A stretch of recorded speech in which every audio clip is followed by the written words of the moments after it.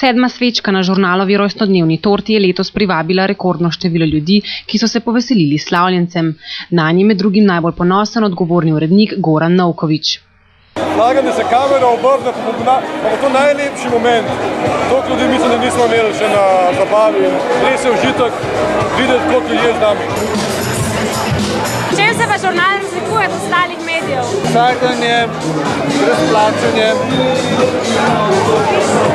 danske ni, da je vsakdanje, da je brezplačanje.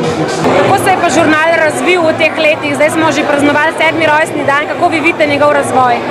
Moram reči, za prvo leto sploh nisem prebral žurnal, sem ga večkrat našel pred vratom, ampak nikoli nisem ga prebral, ampak ko sem začel govoriti z drugimi, so rekli, sem nekaj prebral v žurnal, pa priberi, sem začel tudi prebrati žurnal. In kot sem prej omenil, doskrat je prvi z določeno novice. Kaj vam je pa na žurnalu najbolj všeč? Po moje rubrika biznis, poslovno, vsakdanje, kultura, cel žurnal. Je kratek, pa je drnak. Nova svečka pa je poleg novih bralcev prinesla tudi novo urednico spletnega portala Polono Mohrin, ki je ob 7. obletnici razkrila ključ našega uspeha.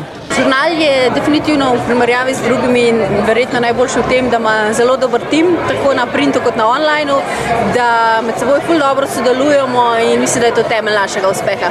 Ob vseh dosežkih pa je potrebno misliti tudi na prihodnost. Te se veseli tudi Lado Bizovičar, ki je po nastopu pobegnil za odrje, kjer smo ga našli na straniščni školjki.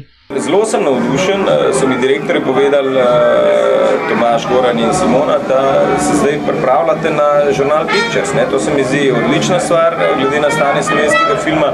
Sploh pa mi je všeč, so te projekti novi, baje bo to visoko proračunski filmi, kako je že, ko delo obmolkne, so mi rekli, da je naslov, drugi je Poslednji dnevnik in tretji Res dobro jutro.